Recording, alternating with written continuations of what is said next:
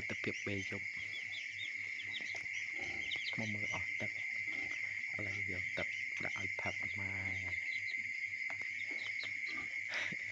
សេចទឹកអីសាដាក់ចោលទៅទាមកផឹកពេលយប់ឡើងទាញ៉ាំមេអាឈ្មោលទាមកផឹកហើយវាផឹកហើយវាធ្វើកពុកអស់លេងពេលមកមើលទៅដាក់ទឹកទៅចេញមកផឹកឡើងព្រាតកូនមកខ្ញុំហើយគេដេកអត់ទៅណាឆ្ងាយទេគេដេកតែក្រុមធុងនេះហើយដឹងសេចយ៉ាងណាទៅអត់ដឹងព្រោះខ្ញុំដាក់ពីល្ងាចអាសាដែរតែទាធ្វើកពុកឥឡូវគេចេញមកផឹកទឹកហើយ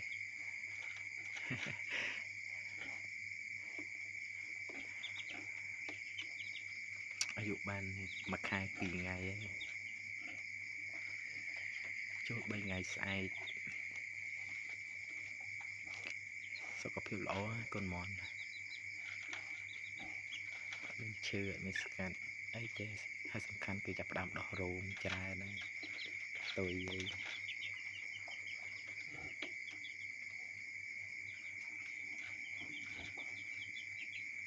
នេះជាលទ្ធផលរបស់ខ្ញុំឯងការសាក់លបងចិញ្ចឹមមួនតាមលក្ខណៈបែបធម្មជាតិលក្ខណៈគ្រួសារហើយទៅខ្ញុំនឹងបង្កើតមេមន់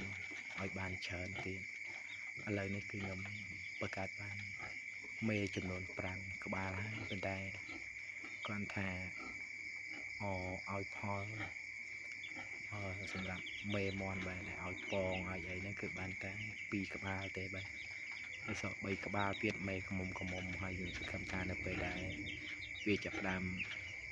រត់ឈ្មោះរអីបាទហើយខ្ញុំសង្ឃឹមថាខ្លួនឯងនឹងធ្វើបានល្អបង្កើតចំនួនមន់ឲ្យបានច្រើនតទៅមុខទៀតនេះមេខ្លោងធ្វើឲ្យទឹកកពុបអស់លេងឥឡូវមេគេមេមួយទៀតទឹមតែញាស់ហើយដល់ហើយចឹងអត់មានមេជន់ទេហើយមេមួយទៀតក្រាបពងអត់តញាស់ទេហើយគេដើរម្នាក់ឯងហើយត្រុកបាទទិដ្ឋភាពពេលយប់នេះសំខាន់យ៉ាងមើលកូនមន់យើងវិញនេះលោះឡាព្រិល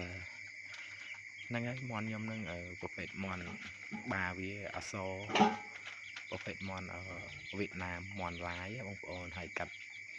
មេមន់ស្រែយើងបាទសុខភាពល្អហើយនៅក្រៅនេះចំនួន14ក្បាលនៅទ្រុងនោះមាន2ថ្ងៃ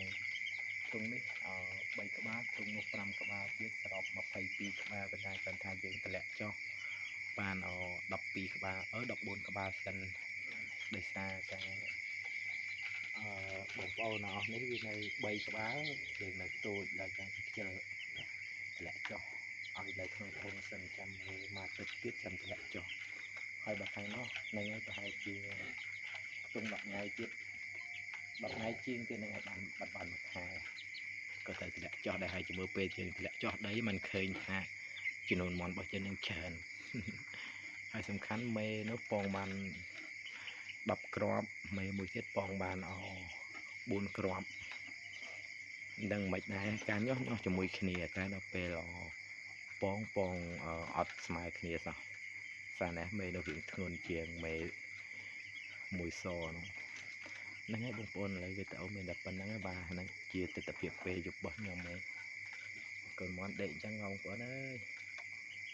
នៅខោមតបូលបាទតបូលខ្ញុំប្រក់សម្រាប់ជ្រូកទេណែគាត់ថាខាងនេះគឺអត់មានជ្រូកទេមានតែខាងនោះហ្នឹងហើយបងប្អូនវីដេអូមានតែប៉ុណ្្នឹងហើយបាទហើយសម្រាប់អីចាផ្អើលថាហៅនិយាយផ្អើលបាទឯងហ្នឹងហើយបងប្អូនចឹងនិយាយថាសម្រាប់បងប្អូនបាទដែលចូលចិត្តពីសកម្មភាពរបស់ខ្ញុំបាទកុំភ្លេចជួយ like វីដេអូខ្ញុំ